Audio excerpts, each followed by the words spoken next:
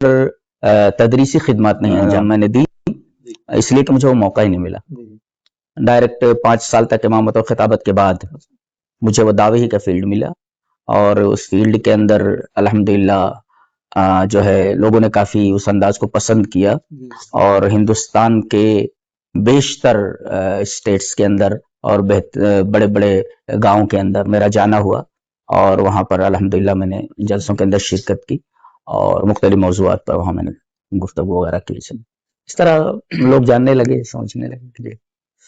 شیخ، اس میں جو آپ کا تعلیمی سفر رہا، جیسے کہ آپ نے کہا کہ آپ کے والدین اہل حدیث سے انہوں نے آپ کا ایڈمیشن کروایا، تو یہ تو ہوا کہ آپ کے والدین جو تھے تو ان کا عقیدہ اور منہج اہل حدیث کی طرف تھا. خود آپ شعوری طور سے اس کی طرف کب بڑھنے لگے؟ کب آپ کو یہ لگا؟ کیونکہ آپ کی گفتگو سے مجھ کو یہ معلوم ہوا کہ آپ اہل حدیث مدارس سے بھی پڑھے ہیں، دیوبندی جو حضرات ہمارے بھائی ہیں ان کے مدارس سے بھی پڑھے ہیں، تو شعوری طور پہ آپ کب یہ فیصلہ کیے کہ قرآن و سنت ہی صحیح عقیدہ اور منہج ہے، اس کی تبلیغ کرنا چاہیے؟ نہیں، میں نے بتایا کہ پہلے تو ہمارے مدرسے کے اندر شروع میں کچھ بریلوی علماء تھے، لیکن ان کے جانے کے بعد وہ جو اہل حدیث عالم عبد الباری، ان کی وجہ سے بچوں کے اندر اہل حدیثیت پھیلی، اور رفتہ رفتہ لوگ اہل حدیث ہوتے گئے. اور میں جب فارغ ہوا تو اس وقت میں ذہنی طور پر اہل حدیث ہو ہی چکا تھا، ہم لوگ اہل حدیث ہی تھے. تو پھر اس کے بعد کچھ اور لڑکے، کچھ اور جو ہے وہاں کے جو ہے افراد اہل حدیث ہوئے، اور انہوں نے اپنے بچوں کو اہل حدیث مدارس میں داخل کروایا، اور جو فارغ ہو کر کے آئے تو بڑی تیزی سے اہل حدیثیت پھیلی. میرا خیال یہ ہے کہ بمشکل کوئی آپ کو بریلوی یا کسی دوسرے مسلک کا ہمارے گاؤں میں ملے گا. وہ 10-12 گھر شیعوں کو چھوڑ کر کے بقیہ سارے کے سارے لوگ اہل حدیث ہیں. اور الحمدللہ 2 مسجدیں ہیں، ایک تو اسکول کے پاس ہے، وہ جو عربی اسکول ہے اس کے بازو میں، کہ کھیتی جو لوگ کرتے ہیں، کھیتی میں کام کرنے کے بعد اگر نماز وہ پڑھنا چاہیں تو وہاں وہ آ کر کے نماز پڑھ سکتے ہیں. باقی ایک گاؤں کے بیچ میں مسجد بنی. شیخ، جیسے آپ کو عوام مفسر کے حوالے سے جانتی ہے، خطیب کے حوالے سے جانتی ہے، ایک ریسرچ اسکالر کے حوالے سے جانتی ہے، تو یہ عوام کا نقطہ نظر ہے. اگر پوچھا جائے کہ خود شیخ جلال الدین قاسمی اپنے آپ کو کس طرح سے دیکھتے؟ میں جو ہے میرا خیال یہ ہے کہ اکثریت جو ہے عوام کی، جو زیادہ پڑھی لکھی نہیں ہے، وہ ایک خطیب کی حیثیت سے جانتی، تقریر کرتے ہیں اور اچھی تقریر کرتے ہیں وغیرہ وغیرہ.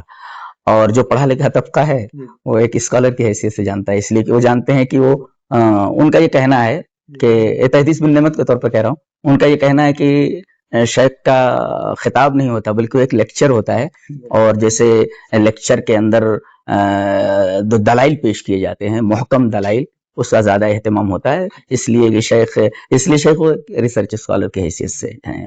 اور دیگر علوم جیسے سنسکرت ہے، انگلش ہے، ہندی ہے وغیرہ وغیرہ، اس کا علم ہونے کی وجہ سے پڑھا لکھا طبقہ جانتا ہے کہ ایک ریسرچ اسکالر بھی ہیں.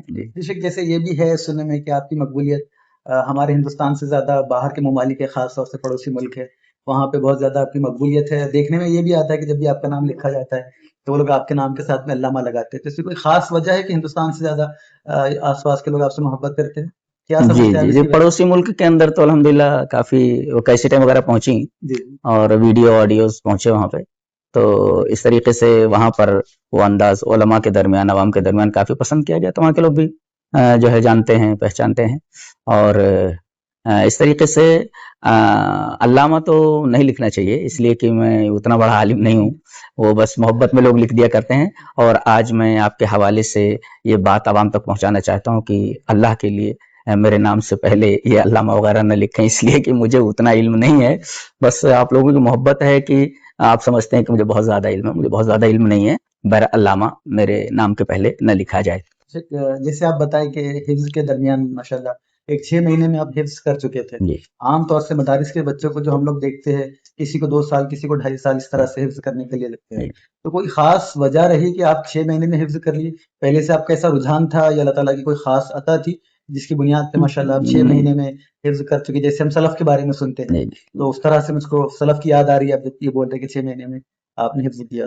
جی، اصل میں اللہ تبارک تعالیٰ نے دماغ بہت اچھا عطا فرمایا ہے. اب تو بہرحال جو سماجی اور خانگی جو ذمہ داریاں ہیں ان کی وجہ سے ذہن پر کافی برا اثر پڑا ہے، اور اس کے علاوہ 2 بار آپریشن کی وجہ سے بھی ذہن کے اوپر اثر پڑا ہے. اس سے قبل اتنا بہترین ذہن تھا میرا کہ کسی بات کو میں تقریر میں کسی عالم سے سنتا تو مجھے پورا کا پورا خلاصہ تقریر کا یاد ہو جاتا تھا، اور جمعہ سے لوٹنے کے بعد میری والدہ جب کہتی تھی کہ مولوی صاحب نے کیا تقریر کی، تو تمام جو اہم نکات ہوتے تھے میں ماں کے سامنے بیان کر دیتا تھا. تو ذہن بنیادی طور پر بڑا اچھا تھا کہ اللہ تبارک تعالیٰ نے ایک صفحے کی حدیث کو 2-4 بار پڑھ لیتا ہوں یاد ہو جاتی ہے 2 بہ 2، اور زیر زبر کا فرق نہیں ہوتا الحمدللہ. یہ میں بھی حیران ہوں کیسے ہو جاتا ہے. حدیث کا یاد کرنا بہت مشکل ہے، پھر بھی اہتمام یہ ہوتا ہے کہ میں پوری حدیث پڑھوں، اور شاید یہ برکت ہے اللہ تبارک تعالیٰ کی طرف سے کہ پہلے چھوٹی چھوٹی حدیثیں یاد کرتا تھا کسی موضوع پر اگر مجھے بیان کرنا ہے. جیسے مجھے بیان کرنا ہے کہ نبی کریم صلی اللہ علیہ وسلم نور نہیں تھے، بشر تھے. اب نور اور بشریت کے اوپر مجھے گفتگو کرنی ہے، تو میں وہ تمام حدیثیں جمع کر لیتا تھا اور تمام آیتیں جمع کر لیتا تھا. تو تمام آیتوں کو جمع کرنے کے بعد پھر میں حدیثیں دیکھتا تھا کہ وہ حدیث کون سی ہے جس حدیث کے اندر یہ رد ہوتا ہے کہ جن لوگوں کا عقیدہ یہ ہے کہ نبی کریم صلی اللہ علیہ وسلم نور تھے، بشر نہیں تھے، کون سی حدیثیں ہیں جو بالکل صاف طور پر کہتی ہیں کہ نبی کریم صلی اللہ علیہ وسلم نور ہدایت تھے، نہ کہ نور مجسم تھے. تو اس طرح چھوٹی چھوٹی حدیثیں یاد کرتا تھا. پھر رفتہ رفتہ کوئی ایسا موضوع آیا، کہیں پر دیا گیا کہ اس موضوع پر آپ کو گفتگو کرنی ہے، اور میں یہ دیکھ رہا ہوں کہ بڑی بڑی حدیثیں اس موضوع سے متعلق ہیں. تو ایک ایک صفحے کی حدیث جو ہے پورا وہ 2-4 دفعہ ایسے دیکھتا تھا، اور پھر بند کر کے پھر ایک دفعہ اس کو ریوائز کرتا تھا، اور پھر جب میں کھول کر کے دیکھتا تھا تو حدیث ویسی کی ویسی ہوتی تھی. ابھی حال ہی میں ابھی رمضان شریف ہی میں نے حدیث جبرائیل کی شرح کی 2 جمعوں کے اندر. تو میں نے پوری حدیث جبرائیل ان کے ساتھ پڑھی جو تقریباً 1.5 صفحات کے اوپر ہے، اور الحمدللہ کہیں کوئی مسٹیک نہیں ہے. بعد میں مجھے بڑی حیرت ہوئی کہ بھئی یاد کرنے کے بعد بھی آدمی جب اسٹیج کے اوپر کھڑا ہوتا ہے، ممبر پر کھڑا ہوتا ہے، تو کہیں کہیں غلطی ضرور کرتا ہے. لیکن الحمدللہ حدیث کو پڑھنے کے بعد جب جمعہ کا خطاب ختم ہوا تو میں نے جو ٹیلی کیا تو پتہ یہ چلا کہ حدیث من معان ویسے ہی ہے. الحمدللہ بڑا اچھا لگا. جی شیخ، جیسے آج کل بہت سارے علماء کی فراغت ہوتی ہے، لیکن ہم لوگ جب معاشرے میں دیکھتے ہیں کہ جو عالم ہیں ان کے درمیان علم کے اعتبار سے ویسا ہی فرق ہے جیسے زمین اور آسمان کے بیچ میں. کچھ علماء جو ہے تو آسمان کے ستارے ہیں، کچھ علماء جو ہے تو اتنا نہیں کر پاتے. کیا بیسک وجہ ہے ایسی؟ ہم لوگ کے اعتبار سے یہ ہونا چاہیے کہ اگر کوئی عالم فارغ ہو رہا ہے تو واقعتاً عالم ہونا چاہیے. تو جو نئے علماء فارغ ہو رہے ہیں آخر وہ کیا ایسی غلطی کرتے ہیں کہ معاشرے میں 5-10 سال کے بعد میں ایک بڑے عالم میں اور ان میں فرق آنا شروع ہو جاتا ہے؟ اس کی بنیادی وجہ ہمارے مدارس کا جو نصاب ہے، اس نصاب کے اندر کچھ تبدیلی لانی چاہیے. اس لیے کہ کہیں کہیں مدرسوں کے اندر، جیسے رحمانیہ دلی جو بعد میں انگریزوں نے اسے بلڈوزر سے پست کر دیا، وہاں کی جو تعلیم کا انداز تھا میرا خیال ہے کہ آج وہ انداز کہیں نہیں پایا جاتا. ہر فن ان کو پڑھایا جاتا تھا. علم الحدیث ہے، آپ دیکھیے کہ وہیں سے فارغ ہیں جو ہے مولانا عبید اللہ صاحب رحمانی، جنہوں نے مرآت لکھے جو مشکات کی عربی میں کئی جلدوں میں اس کی شرح ہے. اور اسی طریقے سے بڑے بڑے خطیب نکلے، مولانا عبدالرؤف جھنڈا نگری ہیں جنہیں خطیب الہند کہا گیا. تو ہمارے مدارس کا جو نصاب ہے وہ نصاب میرا خیال ہے کہ طلبہ کے ذہن کے مطابق نہیں ہے، اور جیسا ان کو پڑھانا چاہیے اس طریقے سے پڑھایا نہیں جاتا ہے. اور دوسری بات یہ کہ طلبہ دلچسپی نہیں لیتے. جو طلبہ زیادہ دلچسپی لیتے ہیں وہ جس فن میں زیادہ دلچسپی لیتے ہیں، فراغت کے بعد اس فن کا اظہار ان سے ہوتا ہے. بعض لوگ پڑھنے کے زمانے میں حدیث پر محنت کرتے ہیں تو پتہ یہ چلتا ہے کہ وہ حدیث کے اوپر لکھ رہے ہیں اور حدیث کے اوپر انہوں نے کافی محنت کی ہے. بعض لڑکے نکلتے ہیں تو خطابت کے میدان میں چلے جاتے ہیں. تو میرا خیال ہے کہ مدارس کے نصاب کے اندر تھوڑی تبدیلی لانی چاہیے. جی کچھ تو مدارس کے نصاب کی کمی ہے، کچھ پڑھانے کے انداز کی کمی ہے، اور کچھ طلبہ کی محنت کی کمی ہے. اور جو طلبہ اس موجودہ نصاب اور اس سے پہلے کے نصاب کو برتتے تھے اور پڑھتے تھے، اگرچہ اس کے اندر کمی تھی اور پڑھانے والے ویسا پڑھاتے نہیں تھے اور طلبہ محنت نہیں کرتے تھے. بعض طلبہ فراغت کے بعد پھر نئی نئی چیزیں مطالعے میں رکھنے کی وجہ سے وہ آگے بڑھتے گئے. جیسے میں نے بنیادی طور پر سارے فنون پڑھے، جیسے منطق ہے، فلسفہ ہے، اصول حدیث ہے، فقہ ہے، اصول فقہ ہے، تفسیر ہے، اصول تفسیر ہے، تمام چیزیں پڑھی. لیکن ان جیسے فرائض ہے، فرائض جیسے کوئی آدمی مر گیا تو کس کو کتنا ملنا چاہیے، وارثین کون کون ہے، کیسے کیا ہے، اس فن سے مجھے کوئی دلچسپی نہیں تھی. لیکن اب جیسے تفسیر کے میدان میں میں آیا تو دیکھا کہ یوصیکم اللہ فی اولادکم والی جو آیت ہے سورہ نساء کی آیت نمبر 11، سورہ نساء کی آیت نمبر 12، سورہ نساء کی آخری آیت، اس کی شرح کی ہی نہیں جا سکتی جب تک کہ آدمی فرائض کا جاننے والا نہ ہو اور فرائض کا ماہر نہ ہو، کس کو کتنا ملنا چاہیے. تو اللہ تبارک و تعالیٰ نے ان 3 آیتوں کی وجہ سے مجھے اس بات کی توفیق دی کہ میں علم الفرائض کو نئے سرے سے اسے پڑھوں, مطالعہ کروں. اور کچھ اپنے اساتذہ ہیں, کچھ دوست لوگ ہیں جو اس فن سے واقفیت رکھتے تھے, میں نے ان سے مشورہ کیا اور الحمدللہ اس پر ایک کتاب لکھی, تدمیس الفرائض, جو اس وقت الحمدللہ علماء کا کہنا یہ ہے کہ تمام آسان کتابوں میں کفایت اللہ ثنابلی کی کتاب تفہیم الفرائض, پھر میری کتاب تدمیس الفرائض ہے آسان. تو ایسا ہوتا ہے کہ اگرچہ نصاب کے اندر کچھ کمی تھی, پڑھانے والے پڑھاتے تھے, اپنے انداز سے پڑھاتے تھے اور طلبہ دلچسپی نہیں لیتے تھے, لیکن پڑھنے کے بعد, فراغت کے بعد انہوں نے اپنا تعلیمی سفر جاری رکھا اور جس فن کے اندر انہیں دلچسپی تھی اس کے اندر تو مطالعہ کرتے کرتے انہوں نے اس کو کمال تک پہنچایا ہی یا بہت آگے بڑھے. جن فنون کو وہ لوگ زیادہ اس کی طرف توجہ نہیں دیتے تھے, اسے صرف نظر کرتے تھے, فراغت کے بعد ان فنون کی طرف بھی انہوں نے توجہ دی اور اس کے بعد اس کے اندر بھی انہوں نے مہارت حاصل کی. اس کی مثال ایک میں ہوں الحمدللہ.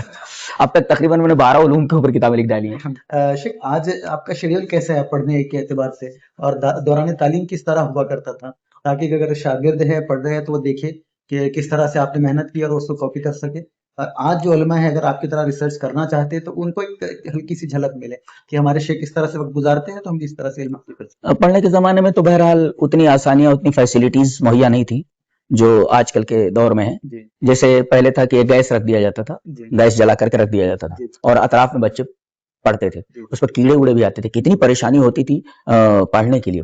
کہیں روشنی کم پڑ رہی ہے, کہیں زیادہ پڑ رہی ہے, بس اسی میں آپ کو پڑھنا پڑتا تھا. اور اس کے بعد ہم لوگ وہ ایک بوتل لے کر کے کوئی دوائی وائی کی, اس کے اندر جو ہے اس کے ڈھکن کے اندر سوراخ کر کے اس کے اندر کپڑے کا وہ ڈال دیتے تھے بتی, اور اس کے اندر مٹی کا تیل ڈال کر کے الگ الگ ہم لوگ اپنے اپنے جگہوں پر جہاں ہمیں جگہ دی جاتی تھی پڑھنے وغیرہ کے لیے اور سونے کے لیے, وہاں پر بیٹھ کر کے ہم لوگ پڑھتے تھے. اس طریقے سے تو میرا خیال ہے کہ آج طلبا کو اگر وہ کسی طرح ایک بھی نہیں پڑھے گا جتنی تکلیفوں سے ہم لوگوں نے پڑھا ہے. کھانا بس ٹائم پر مل گیا, جتنا مل گیا بس اسی پر آپ اکتفا کیجیے. باقی آپ جو گھر سے لے گئے تھوڑا بہت بھوجا ہے, بھوجا جس کو بولتے تھے, اور کچھ اور چیزیں لے گئے, کچھ دنوں تک چلتا رہتا تھا. باقی آپ کو بس قناعت کرنا ہی ہے جو کچھ مل گیا آپ کو. تو وہ پریشانی, جن پریشانیوں کو ہم لوگوں نے جھیلا ہے پڑھنے کے زمانے میں, آج کل کے طلبا اگر ان کو وہ پریشانیاں دے دی جائیں, وہ ان پریشانیوں میں ایک بھی نہیں رہے گا الا ماشاءاللہ, سب کے سب بھاگ جائیں گے. تو وہ گیس رہتا تھا اس سے پڑھتے تھے, پھر وہ بتی جو رہتی تھی اس سے ہم لوگ پڑھتے تھے. لائٹ وغیرہ تو تھی نہیں, پنکھے ونکھے کا کوئی معاملہ ہی نہیں تھا. ہاں, کہیں بھی جا کر کے سو جاتے تھے چھت کے اوپر, یا کہیں بستر وستر ڈال کر کے چادر ودر ڈال کر کے سو جاتے تھے. یہ جو تبدیلیاں آئی ہیں, اور جیسے جیسے میرا خیال ہے کہ زیادہ جو سہولتیں دی جانے لگیں, لڑکے کام چور نہیں تعلیم چور ہونے لگے, کم پڑھنے لگے اور ان کو زیادہ تر تعیش چاہیے, آسانیاں چاہیے, اور ان آسانیوں نے ان کو کام چور بنا دیا, تعلیم چور بنا دیا. تو یہ فرق بھی ہے ہم لوگوں کے دور اور آج کل کے دور کے اندر. تو وہ پریشانیاں تو ہم لوگوں نے اٹھائی ہیں کافی. ایسا بھی تھا کہ آج کل ہے کہ لڑکا کلاس روم سے باہر نکلا تو اب اساتذہ سے کانٹیکٹ نہیں کر سکتا. ہم لوگ کیا کرتے تھے کہ جس استاد سے ہم لوگ جو کتاب پڑھتے تھے اس کتاب کی تکرار کراتے تھے. جیسے ایک لڑکا جو زیادہ, جیسے اپنے ساتھیوں میں تھا تو میں تکرار کراتا تھا. تکرار کا مطلب یہ ہوتا ہے کہ استاد نے جس انداز سے پڑھایا ہے, جو بات پڑھائی, جتنا پڑھایا ہے, وہ آپ بچوں کو ساتھ لے کر کے آپ اس انداز سے پڑھائیں. تو پڑھنے کے زمانے میں لڑکا مدرس ہو جاتا تھا. تو اس انداز سے جو ہے یہ تعلیم چلتی تھی. اچھا, کہیں کچھ بھول گئے, کہیں نہیں سمجھ میں آیا, تو ڈائریکٹ استاد سے کسی بھی وقت جا کر کے ان سے سمجھ سکتے تھے. آج کل وہ چیز نہیں ہے. تو تعلیم کے برے اثرات میں سے ایک اثر یہ بھی ہے کہ طلبہ کا ڈائریکٹ اساتذہ سے کانٹیکٹ ویسا نہیں رہ گیا. پہلے ہاں, اور یہ ربط جو ہوتا تھا یہ ایک روحانی ربط بھی ہوتا تھا. ہر استاد یہ چاہتا تھا کہ بچوں کو ہم زیادہ سے زیادہ کیا دے دیں. تنخواہیں قلیل ہونے کے باوجود بھی بڑی محنت کرتے تھے. آج تنخواہیں علماء کی بہت زیادہ ہیں, لیکن اب ربط جو طلبہ کا اور اساتذہ کا رہ گیا, میرا خیال ہے کہیں نہ کہیں گیپ ہے, کہیں نہ کہیں اس کے اندر تبدیلی لانی چاہیے. جی اس لیے شاید میں کسی تقریر میں آپ کے بارے میں سنوں کہ آپ کہہ رہے تھے جب آپ دیوبند میں پڑھ رہے تھے, وہاں پہ آپ کے کوئی دیوبندی عالم تھے, ان کے بارے میں کہہ رہے تھے کہ وہ کہتے تھے کہ حدیثیں میں نے جتنی پڑھائی ہے ان کے اوپر سارا میرا عمل ہے. اس طرح سے آپ کہیں بیان کر رہے تھے, اس طرح سے انہوں نے کہیں بولا ہے. مطلب اتنا ربط رہتا تھا کہ وہ اپنی ذاتی زندگی بھی شیئر کرتے تھے کہ یہ جو حدیثیں ہیں تو میرا اس پر عمل ہو رہا ہے نہیں ہو رہا ہے. جی جی. شیخ, جیسے آج اگر پوچھا جائے کہ آپ کتنے گھنٹے مطالعہ کرتے ہیں, تو کون سا وہ ٹائم ہے جس ٹائم پہ بچوں نے مطالعہ کرنا چاہیے, زیادہ اثر انداز مطالعہ ہوتا ہے؟ اب وہ تو اپنی طبیعت کے اوپر ہے. جیسے اب تو طبیعت ساتھ نہیں دیتی اتنا, پھر بھی جتنا ایک آئی اے ایس بچہ محنت کرتا ہے آئی اے ایس میں یا آئی پی ایس میں کامیابی حاصل کرنے کے لیے, تقریباً 18 گھنٹے تک پڑھنا اور یہ کوئی 6-7 گھنٹہ دیگر چیزوں میں لگانا اور پھر سونے میں صرف کرنا, تو تقریباً میں اب بھی 15 گھنٹے تک پڑھتا ہوں. 15 گھنٹے جی جی مطالعہ ہوتا ہے الحمدللہ. یہی وجہ ہو سکتی ہے کہ آج کے جو نوجوان علماء ہیں ان میں مطالعہ کا نہیں پڑھتے جی, مطالعے کی کمی بہت زیادہ. جی جی جی. اگر کوئی یہ فرق ہٹانا چاہے تو اس کو چاہیے کہ 15 سے 16 گھنٹے کا جی جی جی پڑھنا ہی ہے. جی جی جی. دیوبند مدرسے میں پڑھ کے آپ اہل حدیث کسی؟ نہیں، میں پہلے سے اہل حدیث تھا. جب دارالعلوم دیوبند گیا تو کیا فرق لگا آپ کو دیوبند؟ جی میں نے یہ دیکھ منہج کا فرق. تو میں نے یہ دیکھا کہ حدیثیں وہی پڑھاتے ہیں وہ، جیسے ہمارے یہاں بخاری شریف پڑھائی جاتی ہے، مسلم شریف پڑھائی جاتی ہے، ابو داؤد ہے. تو وہاں کیا ہے، پہلے فقہ کی ساری کتابیں پڑھا دی جاتی ہیں. ہاں، فقہ کی کتابیں پڑھا دی جاتی ہیں، اور میرا خیال ہے چوتھی جماعت کے اندر پہل یہ مشکوہ شریف لائی جاتی ہے، اور اس کے بعد جو ہے پھر بخاری اور مسلم بڑی تیزی سے اس کو پڑھا دیا جاتا ہے، دوڑا دیا جاتا ہے، لیکن فقہ کی کتابیں پہلے پڑھا دی جاتی ہیں. اچھا، کوئی مسئلہ اگر ایسا لگا کہ یہ ایسا کیوں ہے تو کہہ دیتے تھے فقہ کی کتابوں تم لوگ پڑھ چکے، اس کا جواب موجود ہے. نور الانوار کے اندر یہ پڑھ چکے، یہ اصول موجود ہے، اور اس طریقے سے ہدایہ کے اندر یہ چیز پڑھ چکے ہو، اور فلاں اصول شاشی کے اندر یہ اصول پڑھ چکے، وغیرہ وغیرہ، وہ کہہ کر کے سے ٹال دیا جاتا تھا. مثلا کچھ جیسے بخاری شریف ہم لوگ پڑھتے تھے مولانا سعید احمد صاحب پالنپوری سے، ابھی جن کا انتقال ہوا، مجھے بڑی حیرت ہوئی کہ ابھی 4-5 دن پہلے ان کی میں نے ایک ویڈیو سنی، اس کے اندر وہ کہہ رہے ہیں کہ غیر مقلدین کے ہاں بہن کے ساتھ یا کسی کے ساتھ ایسا کچھ محرمات، کسی محرمہ کا نام لیا انہوں نے کہ ان کے ساتھ بھی شادی جائز ہے. اور انہوں نے یہ بات کہی کہ غیر مقلدین کے ہاں عرف الجادی کا انہوں نے کوئی حوالہ دیا کہ عورت کے پیچھے سے بھی وہ اس طریقے سے وہ کرنا ان کے ہاں حلال ہے، وغیرہ وغیرہ.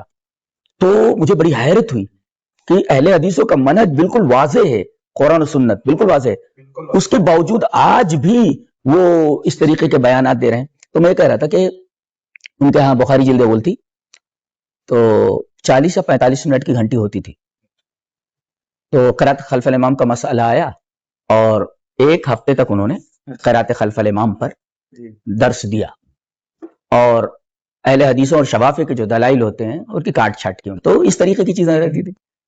اور کہیں کوئی حدیث آ گئی تو اس کی تعویل کر کے امام ابو حنیفہ رحمۃ اللہ علیہ کے مسئلہ کے مطابق بنا دیتے تھے. ہوتی کہاں، تو آج کل سب ظاہر آپ دیکھ سکتے ہیں نا کہ کس طریقے کی تعویل انہوں نے کی ہیں اور معاملہ کیا ہے. یہ کہا جا سکتا ہے شیخ کہ دارالعلوم دیوبند میں جو آپ نے پڑھا تو مزید انہوں نے آپ کو اہل حدیث بنا دیا. جی ان کے کمزور دلائل ہونے کے، ہاں اگر ان کے پاس یہ دلائل موجود ہے، مطلب نیچے سے کسی کے پاس دلائل کوئی نہیں. جی چاروں امام برحق. جی اس پہ کیا چاروں امام کیسے برحق ہو سکتے ہیں؟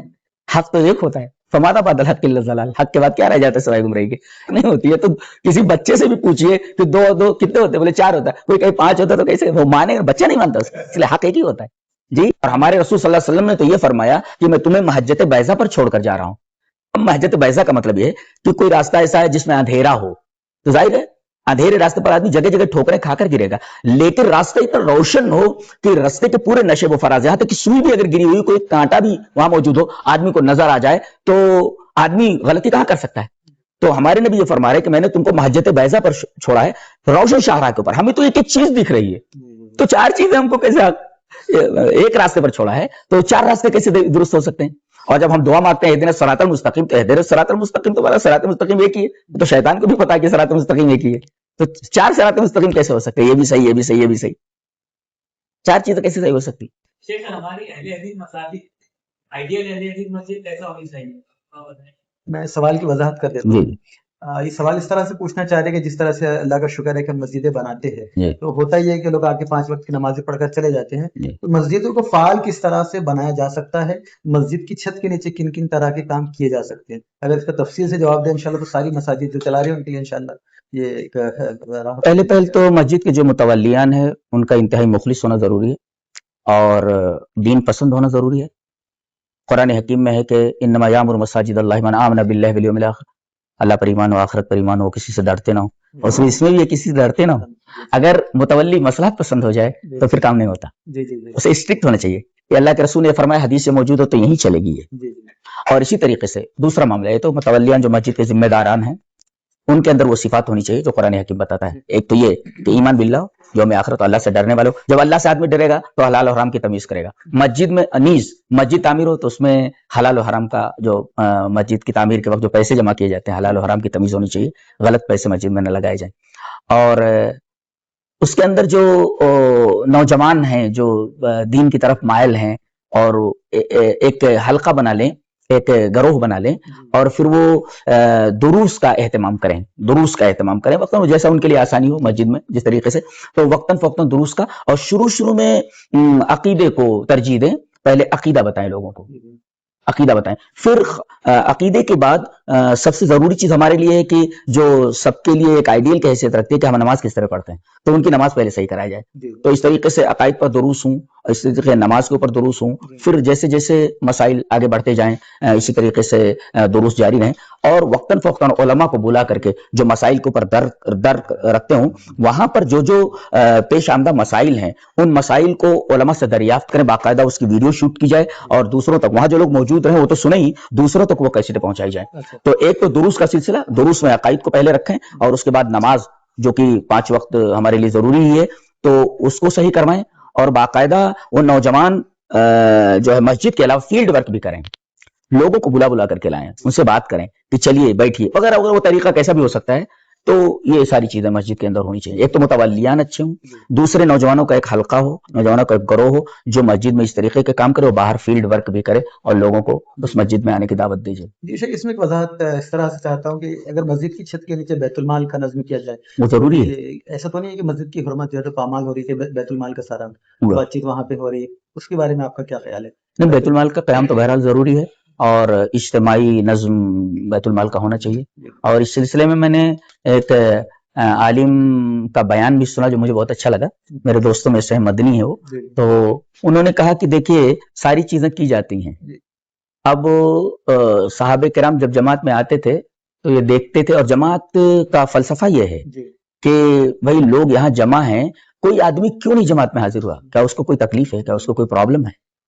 تو معاش کا بھی بڑا گہرا تعلق ہے ایمان سے. کبھی کبھی کفر جو کبھی کبھی آدمی کو فقر کفر تک پہنچا دیتا ہے. تو ایک بیت المال کا نظام ہونا چاہیے باقاعدہ، اور وہ نظم کیسے قائم کیا جائے، وہاں کی سہولت کے اعتبار سے باقاعدہ وہ ہو، اور مستحقین تک وہ چیز پہنچائی جائے. جی وہ ضروری ہے، بالکل بالکل ہونی ہی چاہیے. جی جیسے شیخ کوئی مسجد سینٹر کی حیثیت رکھتی ہے، اس کے جو وہاں پر آکر علم حاصل کرنے والے جو اہل حدیث حضرات ہیں وہ دور دور سے آتے ہیں.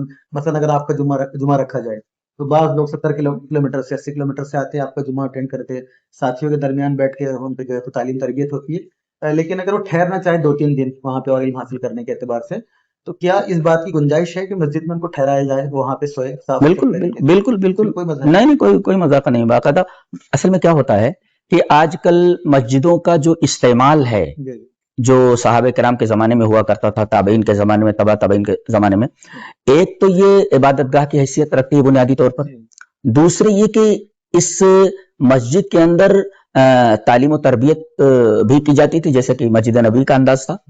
یہاں تک کہ سزاؤں کا بھی اہتمام مسجد کے اندر کیا جاتا تھا. ثمامہ بن اسال کو اسی مسجد کے اندر باندھ دیا گیا تھا، ساریۃ میں سواری مسجد سے باندھ دیا گیا تھا باقاعدہ، اور باقاعدہ وہاں پر فیصلے بھی کیے جاتے تھے.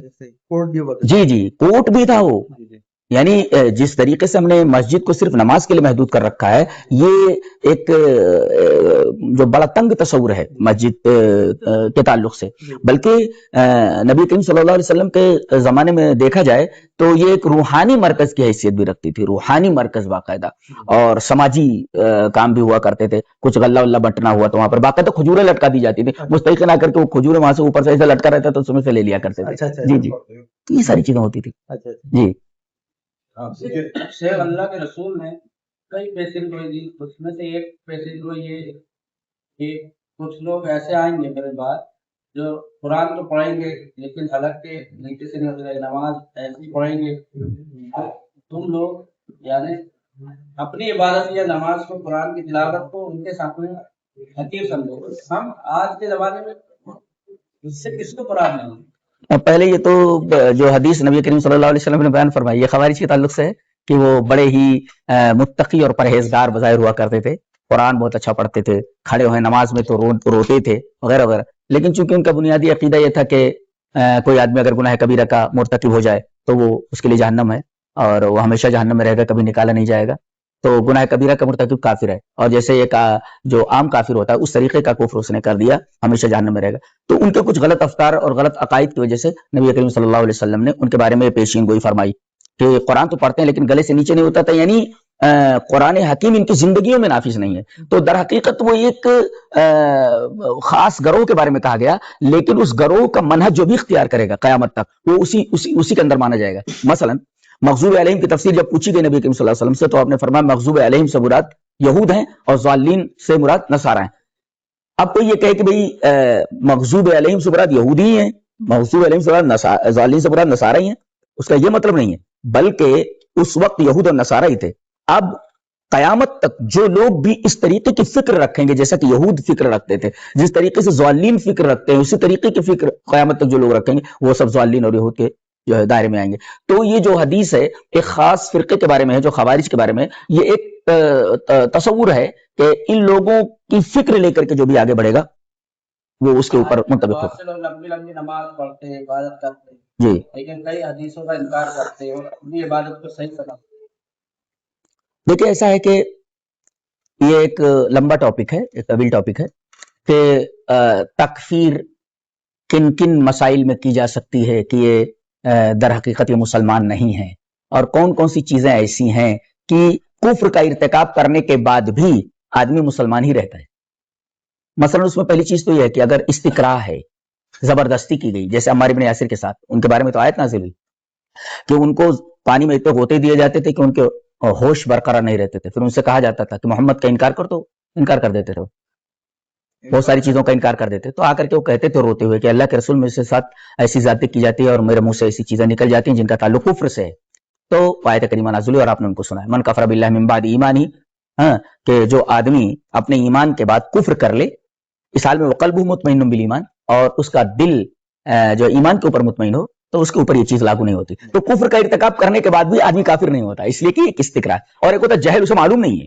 بہت سارے لوگ ایسے ہیں جو بہت سارے کفریہ اور شرکیہ کاموں کا ارتکاب کرتے ہیں لیکن وہ جانتے نہیں، لہذا ہم انہیں یہ نہیں کہہ سکتے کہ ان کا شرک کفار مکہ کے شرک کی طرح ہے.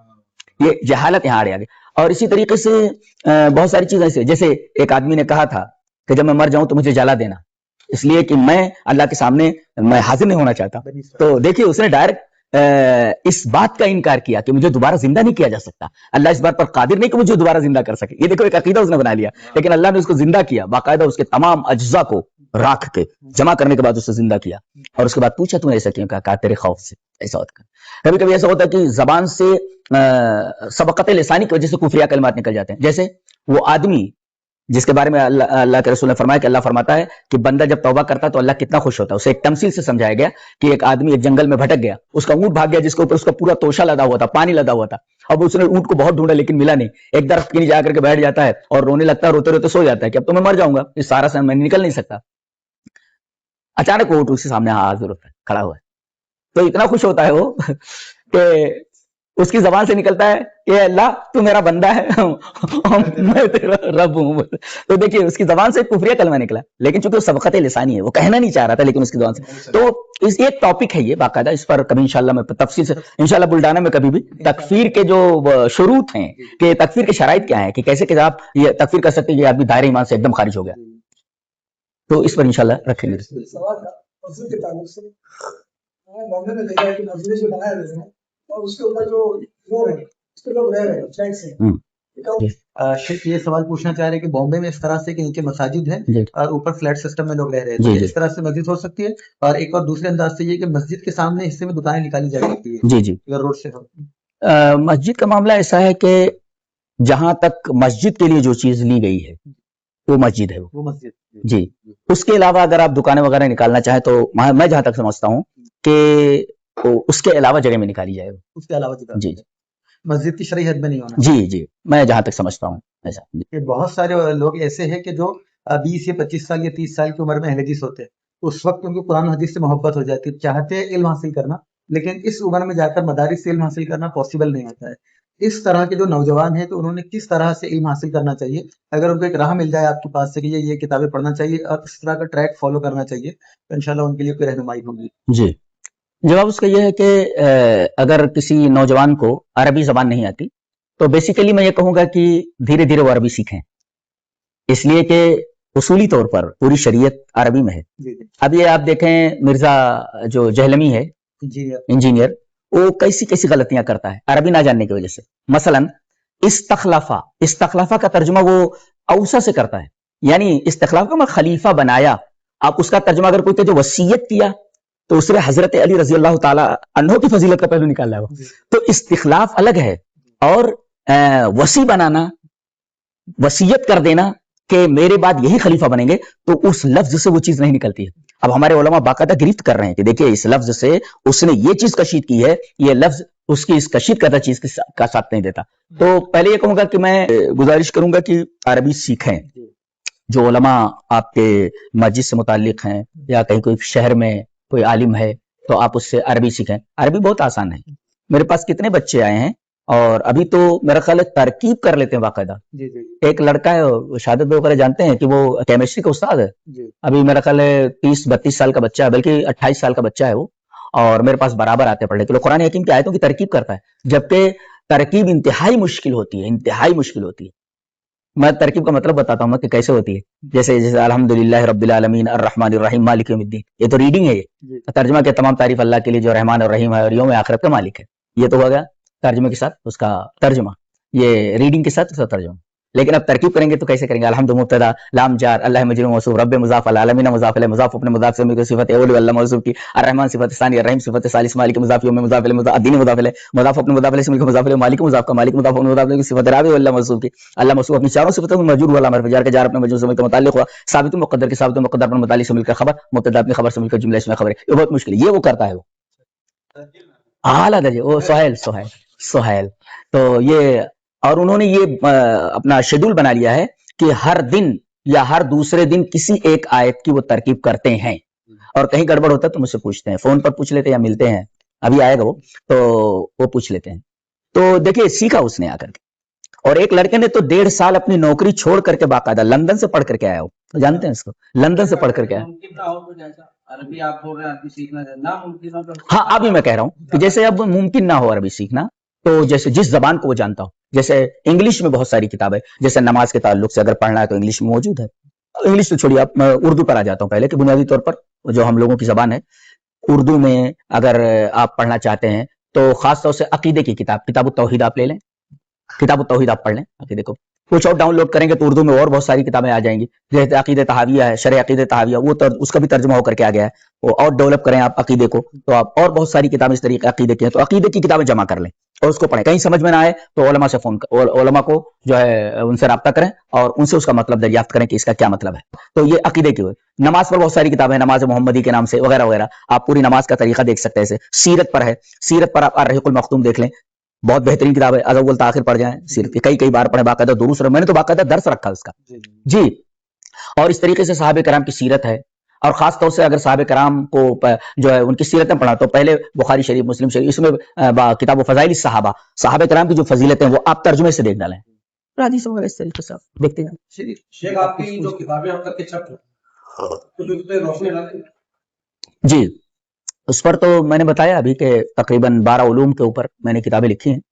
ایک تو نحو ہے, صرف ہے, اور فرائض کے اوپر ہے, منطق ہے, فلسفہ ہے, مصطلح الحدیث ہے, اس سے اصول فقہ ہے. تو بہت ساری کتابیں میں نے لکھا ہے, اور اس میں اگر آپ پڑھنا چاہیں تو تدمیس العقائد, عقیدے کے تعلق سے میں نے بہت ساری اچھی چیزیں جمع کر دی ہیں بہت ساری کتابوں سے, تو وہ بھی کافی مفید ہے, وہ بھی پڑھ سکتے ہیں. عقیدہ کیسا ہونا چاہیے؟ عقیدہ جی, اس کے بعد عقیدہ کا مطلب یہ ہے کہ وہ بنیاد جس کے اوپر پوری اسلام کی عمارت ٹھہری ہوئی ہے, ہاں, کہ جس کو نہ جاننے کی وجہ سے پوری کی پوری عمارت اسلام کی ڈھہ جاتی ہے, اس کو عقیدہ بولتے ہیں. جیسے شرک نہیں کرنا, بدعت سے دور رہنا, اور بہت ساری چیزیں ایسی ہیں کہ یہ عقیدہ ہونا چاہیے.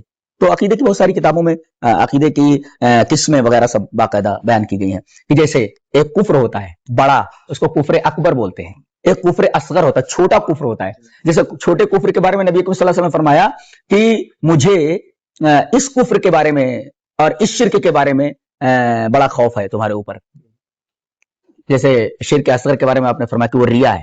آدمی نیکی کا کام کرتا ہے مگر دنیا کو دکھانے کے لیے کرتا ہے, تو ریا ہے. لیکن یہ شرک اصغر ہے, شرک اکبر نہیں کہ آپ اس کے اوپر فتوا لگا دے کہ تو مشرک ہو گیا, اور اس طریقے سے تو جیسے کفار مکہ مشرک ہوا کرتے, اس طریقے سے یہ عقیدے تعلق کہ کفر اصغر کیا ہے, کفر اکبر کیا ہے, کب آدمی کو, وہی میں نے بتایا ابھی کہ کب آدمی جو دائرہ اسلام سے نکل جاتا ہے. اس کے ایک کتاب اور پڑھ ڈالیں, نواقض اسلام, اسلام کے نواقض کیا ہیں, اس کے اوپر کتابیں لکھی گئی. جیسے نواقض وضو ہے کہ کن کن چیزوں سے وضو ٹوٹ جاتا ہے, नवाकिज़ सौम है, रोजे के नवाकिज़ क्या है, किन किन चीजों से रोजा टूट जाता है। ऐसे ही नवाकिज़ इस्लाम कौन कौन सी ऐसी चीजें हैं जिनसे इस्लाम टूट जाता है, आदमी मुस्लिम नहीं रह जाता। तो नवाकिज़ इस्लाम पर भी किताबें पढ़नी चाहिए। उस मारकर आप देखेंगे नेट के ऊपर तो अल्हम्दुलिल्लाह बहुत सारी किताबें आपको, जमील ज़ैनू वगैरह की किताबें हो तो हर जगह मिलती हैं तर्जुमे के साथ, वो देख लें। शेख, जैसे आपने फरमाया कि आप 12 किताबों के माशाल्लाह से मुसन्निफ हैं, जी। सबसे ज्यादा आपकी पसंदीदा किताब कौन सी?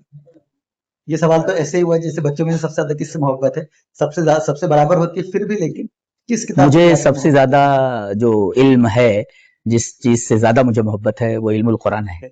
जी जी, और उस पर अल्हम्दुलिल्लाह 15 साल से हर रमजान में मैं तफसीर किया करता हूँ, और बरकत ये हुई कि अल्हम्दुलिल्लाह तकरीबन 25 लाख लगे और वो किताब 3 जिल्दों में तैयार होकर के आई, जो बहुत सारी तफसीर का खुलासा है, वो एक अलग अंदाज की है। जी जी, और उसमें मैंने एहतमाम किया है कि वो तमाम आयत की तफसीर नहीं है, इसलिए कि तमाम आयत की तफसीर के लिए तकरीबन 15-15, 20-20 जिल्दों में चली जाए। अब छपने वाला मसला है तो लिखना और तबीयत साथ देती कि नहीं। अब जैसे अनूर रहमान अभी आई अरबी में 25 जिल्दों में है, मैंने अभी पढ़ा नहीं, अभी सिर्फ बेटे से मैंने कहा कि मेरे इस मोबाइल के अंदर उसको डाउनलोड करके रख दे, मैं इंशाल्लाह उसको पढ़ लेता हूँ 2-1 महीने के अंदर इंशाल्लाह।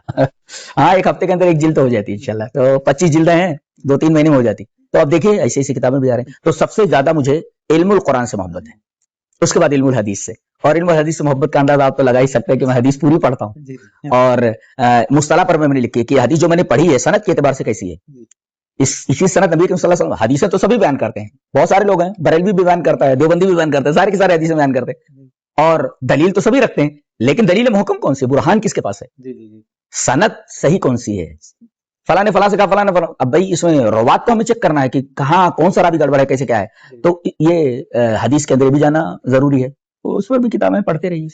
पहले हदीस बुनियादी चीजें जैसे दूसरे लोग भी है यहाँ, जैसे बुनियादी चीज तो खुद नबी बता कर गए कि हजरत अबू हुरैरा की रिवायत है कि मैं तुम्हारे दरमियान 2 चीजें छोड़कर जा रहा हूँ, मजबूती से अगर पकड़े रहे तो गुमराह नहीं होगे, वो है जो अल्लाह की किताब और मेरी हदीस, मेरी सुन्नत, इन दोनों चीजों को पकड़े रहोगे तो कभी गुमराह नहीं होगे। गोया कि अहले हदीसों का वही बुनियाद है और वही बेस है जो नबी करीम सल्लल्लाहु अलैहि वसल्लम हमें दे करके गए हैं, कुरान और हदीस।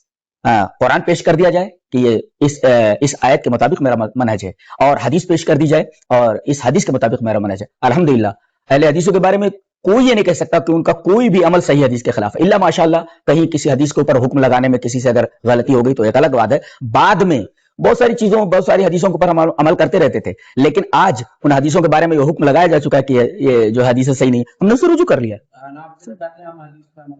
हाँ, वही मैं कह रहा हूं कि भाई सारे लोग कहते हैं कि भाई हम हदीस के ऊपर अमल कर रहे हैं, लेकिन ये है कि हदीस सही कौन सी है, सेहत व ज़ौफ का जानना जरूरी है।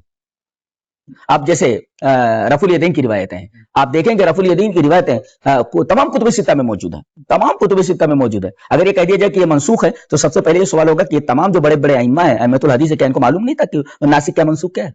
सबसे पहले तो इनके ऊपर हर्फ आता है कि इन्हें जब नासिक मनसूख का इल्म ही नहीं था तो ये हदीसें लाए क्यों जब ये मनसूख थी। हर एक आदमी जिक्र कर रहा है, बकिया 4-4-5-5 हदीसें जिक्र की जा रही, और बाकायदा इमाम बुखारी रहमतुल्लाह अलैह तो ऐसी हदीस भी लाते हैं जिससे पता चलता है कि ये नबी के बाद के वाक़े से ये चीज मुताल्लिक है। जैसे एक साहब जो है वो रफुल यदैन कर रहे हैं और उनसे पूछा गया कि आप रफुल यदैन कैसे करें, तो नबी करीम सल्लल्लाहु अलैहि वसल्लम को मैंने देखा ऐसा करते हुए, रायतु रसूलुल्लाह सल्लल्लाहु अलैहि वसल्लम यफ़अलु कज़ा, मैंने रसूलुल्लाह सल्लल्लाहु अलैहि वसल्लम को ऐसा करते हुए देखा। देखो ये नबी के जमाने की बाद की बात है तो मनसूख हो, और मनसूख के लिए उसका ताल्लुक तारीख से है। ये चीज मनसूख हुई, ये चाय मैंने पूरी पी, खत्म की, खत्म होने का वक्त क्या है वो बताया जाए। यहां से ये मनसूख हुई, उसका टाइम बताइए, वक्त बताइए। सबसे पहले कोई कहे कि ये चीज मनसूख है तो मनसूख का ताल्लुक तारीख से है, बताइए। कि जैसे नबी करीम सल्लल्लाहु अलैहि वसल्लम ने फरमाया कि मैंने पहले तुमको मना कर दिया था कि तुम कब्रों की जियारत ना करो, कब्रिस्तान में जाना ही नहीं तुम लोग, कुन्तु नहयतुकुम अन ज़ियारतिल क़ुबूर, मैंने तुमको मना कर दिया था कब्रों की जियारत से, कब्रों की जियारत करना ही नहीं, जाना ही नहीं, लेकिन अब मैं तुम्हें इजाजत देता हूं, फज़ूरुल क़ुबूर फ़इन्नहा तुज़क्किरुल मौत, अब तुम लोग कब्रों की जियारत करो क्योंकि ये कब्रें मौत को याद दिलाती हैं। तो इससे एक चीज मालूम है कि एक चीज मनसूख हो गई, पहले नबी ने फरमाया था कब्रों की जियारत नहीं कर सकते, लेकिन अब आप फरमा रहे तुम लोग जियारत करो। देखो ये वक्त मालूम हो गया कि ये नासिख है, ये नासिख और ये मनसूख है, पहले माना था अब ये हुआ, और उसकी वजह भी बता दी, कब्रों की जियारत करो, सबब क्या होना चाहिए, वजह क्या होनी चाहिए, मौत याद आए। इससे पता चला कब्रों की जियारत है, कब्र की जियारत नहीं है। यहाँ कब्र की जियारत हो, कब्रों की जियारत कहां हो रही, इससे मजाक कर दोगे ना, मजाक कर दो डायरेक्ट। जी जी जी जी, वहां ये देख अल्लाह याद नहीं आता, मौत याद नहीं आती। हाँ हाँ जा सकती, लेकिन कसरत से नहीं जाना चाहिए उनको, اس لیے کہ نبی صلی اللہ علیہ وسلم نے فرمایا لعن اللہ الزوارات، یعنی کثرت سے نہیں جانا چاہیے، ویسے اجازت ہے، عورتیں جا سکتی ہیں. پہلے منسوخ تھا یہ حکم، پہلے جو ہے جائز تھا، بعد میں جو ہے نبی کریم صلی اللہ علیہ وسلم نے اس حکم کو منسوخ کر دیا کہ عورتیں جا سکتی ہیں. ہاں ایسے ٹنڈ گھنڈ نہیں کر سکتے، بہرحال جائز ہے ہمارے یہاں الحمدللہ، وہ تو مسئلہ ہے.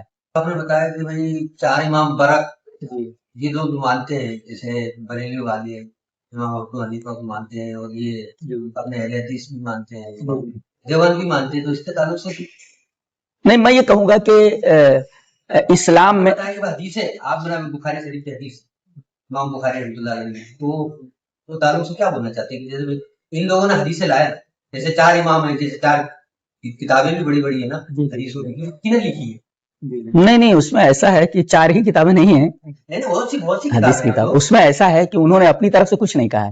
اپنی طرف سے نہیں کہا، انہوں نے کیا کہا کہ فلاں نے فلاں سے سنا، فلاں نے فلاں سے سنا، فلاں نے فلاں سے سنا، نبی کریم صلی اللہ علیہ وسلم نے یہ کیا. جی تمام جو یہ محدث ہیں اس طریقے کی حدیثیں لا کر کے ہمارے سامنے رکھ دیتے ہیں ایسا، تو ہم کو حدیث کے اوپر عمل کرنا ہے، ہمیں ان کی بات تھوڑی ماننی ہے. ہم ان کی بات نہیں مانتے، ہم امام بخاری کی بات نہیں مانتے، ہم امام بخاری کی بات نہیں مانتے ہم. اسی وجہ سے انہوں نے کوئی تعلیقاً ذکر کیا ہے کوئی بات تو ہم نہیں مانتے، اس لیے کہ اس کے اندر سند نہیں ہے. سند کے ساتھ جو چیز پیش کر دی گئی ہے ہم اس کو مانتے ہیں. جس کی دلیل ہو. حدیث تو ان کے ذریعے پہنچی نا. کن کے ذریعے؟ میں کہتا ہوں کہ نہیں ان کے ذریعے حدیث نہیں پہنچی. جی کس کے ذریعے پہنچی؟ ہم تک 600 سال کے بعد ہمارے ہندوستان میں حدیث نہیں حدیث تو نبی کریم صلی اللہ علیہ وسلم کے زمانے وہ تو لکھی، وہ تو آپ نے بولے، وہ تو حدیث ہم کو سمجھ رہا، لیکن 600 سال کے بعد ہندوستان میں حدیث آئی. ہاں تو وہی کہاں حدیث نہیں تھی ہندوستان میں؟ نہیں حدیثیں موجود تھیں باقاعدہ، اس کو اصل میں قرآن کے ترجمے بھی نہیں تھے ہندوستان میں. قرآن ملک میں مسلمانوں کی تعداد اتنی کہاں تھی؟ صحابہ کرام آئے اور حدیثیں آئی جو 600 سال کے بعد آئی، اللہ کے نبی صلی اللہ علیہ وسلم. حدیثیں تو 600 سال پہلے بھی تھی نا. جی ہاں ہندوستان میں آئیں، حدیثیں آئیں، صحابہ آئے لے کر کے آئے، حدیثیں پھیلی، بڑے بڑے محدثین نے ان حدیثوں کو جو پہلے لکھی جا چکی تھی، جو پہلے سنی جا چکی تھی، ان کو لا کر کے رکھا انہوں نے لوگوں کے سامنے. ارے پہلے تو قرآن حکیم کا ترجمہ تک جو ہے ممنوع تھا، سب سے پہلے جو ترجمہ ہوا اس کے اوپر کتنا لفڑا ہو گیا تھا اس کو. نہیں سوال یہ ہے کہ صحابہ کرام رضوان اللہ تعالی علیہم اجمعین کب آئے یہاں؟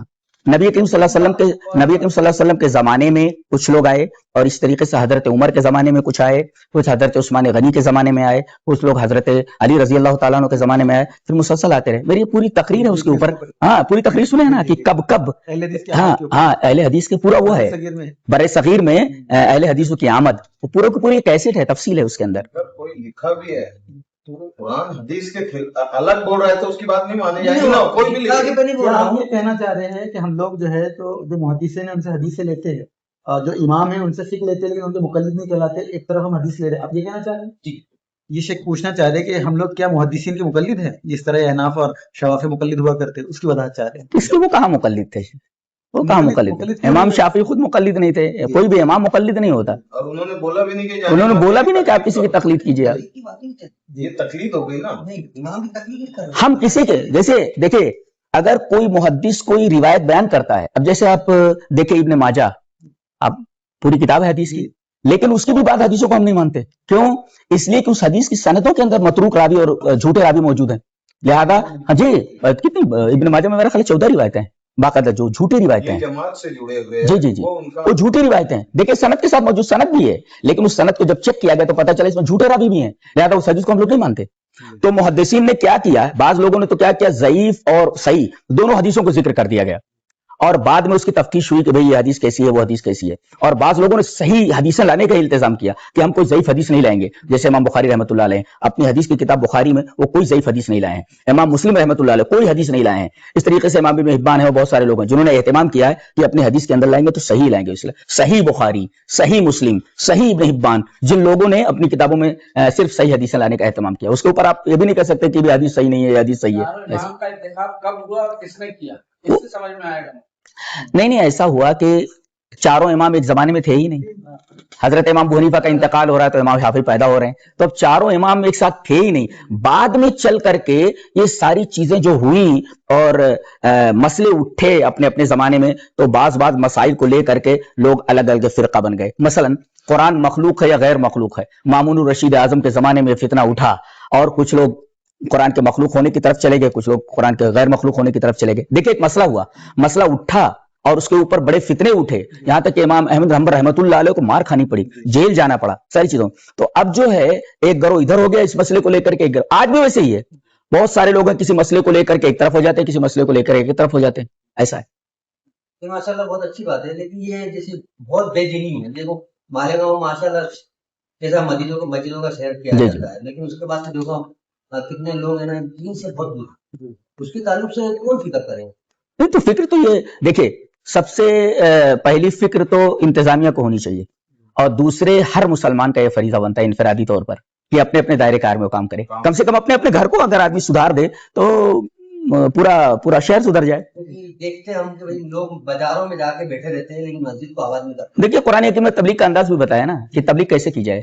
پہلے کہا یا ایھا الذین آمنوا قوا انفسکم, اپنے آپ کو دیکھو, دیکھیں اپنے سے تبلیغ شروع کرو, پہلے اپنا عقیدہ درست کرو, پہلے اپنا عمل درست کرو. ہمارا عقیدہ کیسا ہونا چاہیے قرآن کے مطابق, ہمارا عمل کیسا ہونا چاہیے, ہماری نماز کیسی ہونی چاہیے, صلو کما رأیتمونی اصلی, جیسا نبی نے نماز پڑھ کر کے بتایا. اب دیکھو یہاں پر ہے صلو کما رأیتمونی اصلی, تم لوگ ویسے نماز پڑھو جیسے تم لوگوں نے مجھے پڑھتے ہوئے دیکھا ہے. اب نماز کا طریقہ شافعیوں نے کچھ نکال لیا ہے, حنفیوں نے کچھ نکال لیا ہے, اور اسی طریقے سے حنبلیوں نے کچھ نکال لیا. اب ساری نمازیں تو صحیح نہیں ہو سکتی نا, نبی کو ایک ہی طریقے پر پڑھتے ہوئے دیکھا ہے, اس کا مطلب ایک ہی نماز صحیح ہے. بعد میں اختلافات کن کن مسائل کو لے کر کے الگ الگ ترتیب بتائیے. پہلے اپنے آپ کو صحیح کرو, آپ کا عقیدہ اور عمل صحیح ہونا, وَأَهْلِيكُمْ, پھر اپنے اہل و عیال کو. دیکھیں یہ ترتیب ہے یہ. اب اپنی اصلاح کی ہی نہیں اور آپ جگہ جگہ جا رہے ہیں اصلاح کرنے کے لیے. یا ایھا الذین آمنوا قوا انفسکم, پھر اس کے بعد وَأَهْلِيكُمْ, اپنے گھر والوں کو.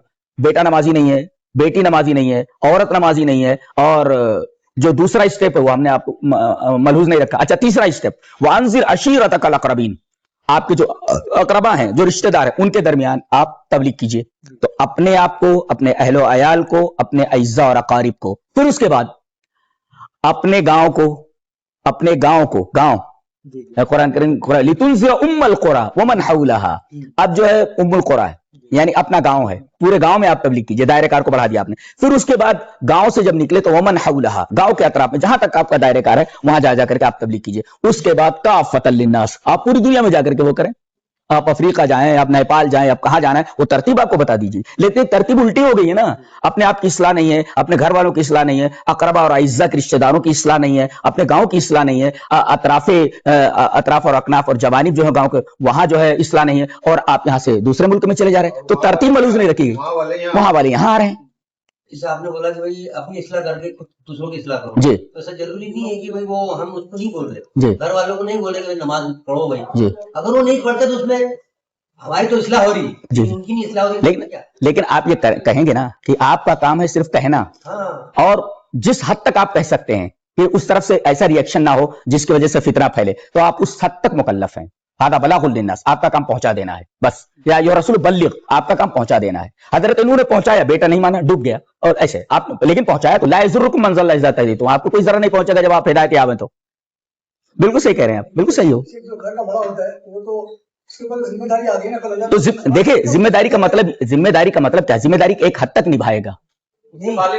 جیسے ان کے اوپر زبردستی نہیں کر سکتا وہ, زبردستی کا مطلب یہ ہے کہ کوئی ایسا ریئیکشن ہو, جو گھر سے نکال دیا آپ نے, اور عورت نماز نہیں پڑھی اس کو طلاق آپ نے دے دیا, یہ ساری چیزیں سے ایک حد تک ہے. بلاغ ہے, آپ پہنچا دیجئے, پہنچا دیجئے آپ تک. وہ سامنے والا مانے یا نہ مانے وہ آپ کا کام, لیکن کہاں آپ پہنچا دیجئے, آپ کو پہنچانا ہے. جیسے نوح علیہ السلام نے تمام انبیاء کرام, بعض انبیاء ایک نہیں مانا, قیامت کے میدان میں ایک نبی ایسا کھڑا رہے گا تنہا, اس کا کوئی امتی ہی نہیں ہے, تنہا کھڑا ہے. اللہ, مجھے نبی کی یاد آتی ہے تو میں رو پڑتا ہوں کہ ایک نبی بھیجا گیا, اس میں ایک آدمی ہی مان نہیں لایا, تنہا میدان حشر میں کھڑا ہوا ہے, تو کوئی آدمی مان نہیں لایا, تنہا کھڑا ہوا ہے. تو کیا اس نے اپنا حق نہیں ادا کیا, پہنچا دیا. یہ دور حضرت یہ ہے کہ جیسے امت بے دینی پہ آ جائے جی, تو اپنا کیا فرض ہے, امت بے دینی پہ سب سے زیادہ بے دینی. تو آپ نہیں, وہی میں نے کہا نا کہ ہمارا کیا فرض ہے, آپ کوشش کریں نا, آپ کوشش کریں, کس حد تک آپ کو کوشش کرنا ہے. اللہ کے رسول نے کہا ترکتم فیکم امرین, لا یکلف اللہ نفسا الا وسعہا, اللہ آپ کو اتنا ہی مکلف بناتا ہے جس کی طاقت آپ کے پاس ہے. آپ بے دینی کو دیکھ رہے ہیں, اب بے دینی کا بعد اگر آپ کو طاقت ہے تو ہاتھ سے, طاقت نہیں ہے تو زبان سے, اور اگر نہیں تو کم سے کم دل میں اس کو برا سمجھے. اور دل میں برا سمجھنے کا مطلب یہ ہے کہ آپ لوگوں سے کنارہ کش ہو جائیں. شیخ پہلے توحید کی دعوت دینا ضروری ہے نماز میں؟ توحید کی دعوت دینا ضروری ہے, اس لیے کہ انبیاء کرام کو دیکھیے 13 سال تک خود نبی نے ہمارے توحید کی دعوت دی, نماز بعد میں فرض ہوئی.